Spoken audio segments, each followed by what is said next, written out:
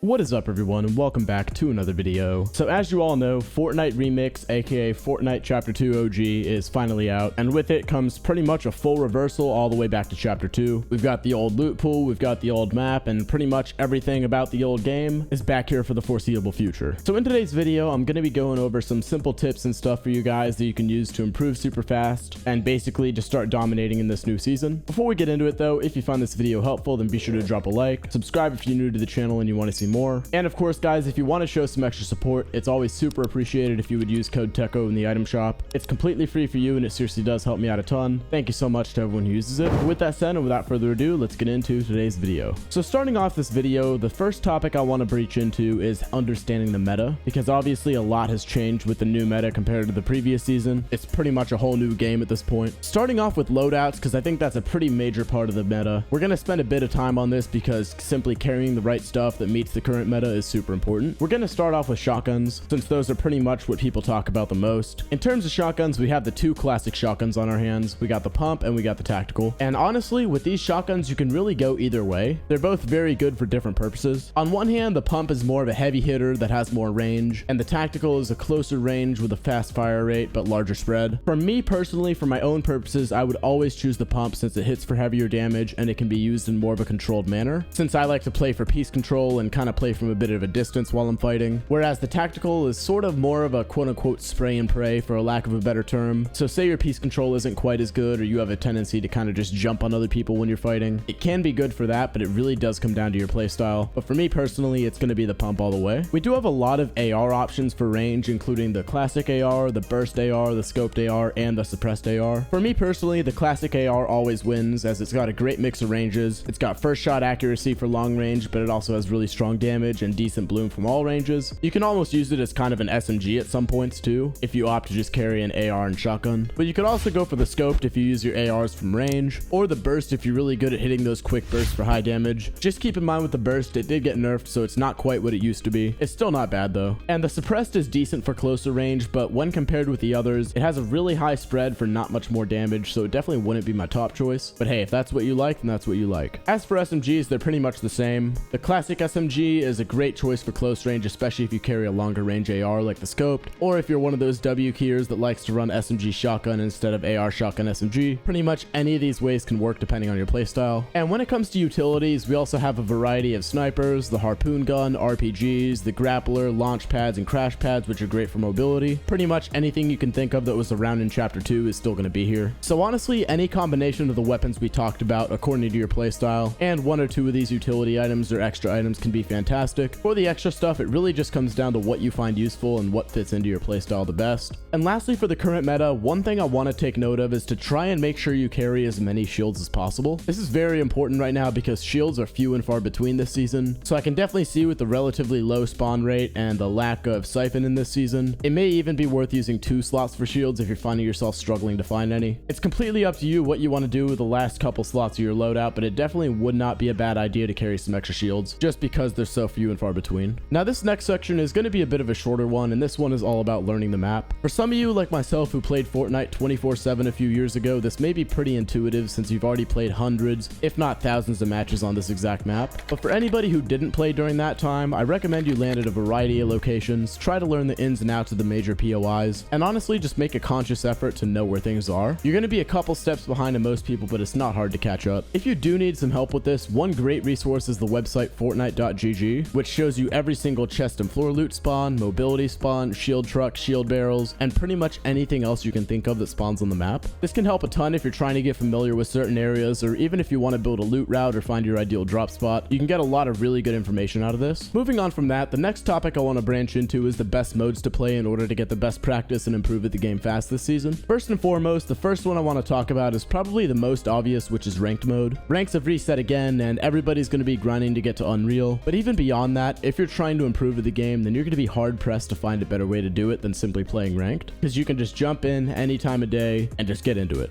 I really recommend though that you don't stress about your rank or whether you gain or lose percentage. Just try to play intelligently, get into some good fights, learn what you do right and wrong, and you'll see some fantastic progress. The second you start worrying too much about what your rank is, whether you're going up or down, that's when you start to play scared or play less intelligently. You start to make bad decisions just because you don't want to lose points. In the end, it doesn't really matter that that much. If you're grinding to Unreal, that's one thing, but even then, if you're supposed to be in Unreal, then playing normally will get you there. And if not, then you practice until you get there. Another great way to practice is through creative fights, things like realistic 1v1s, 2v2s, so on and so forth, or even things like box fights or build fights if you're trying to practice certain situations or certain ranges. If you don't know the best maps for these, I have tons of videos on the best creative maps for practice where some of those are listed, or just stay tuned for upcoming videos because I'll be featuring them there as well. But these types of maps are fantastic to get fighting practice in through a low pressure environment. Just get some fights in over and over, get that repetition in, and it'll be some good practice. And alongside that, one of the big ones I always recommended is going to be tournaments. Now, when I say something like this, a lot of people come to me with issues like they've never played a tournament before, or they're nervous because tournaments are super competitive, or any question of that nature.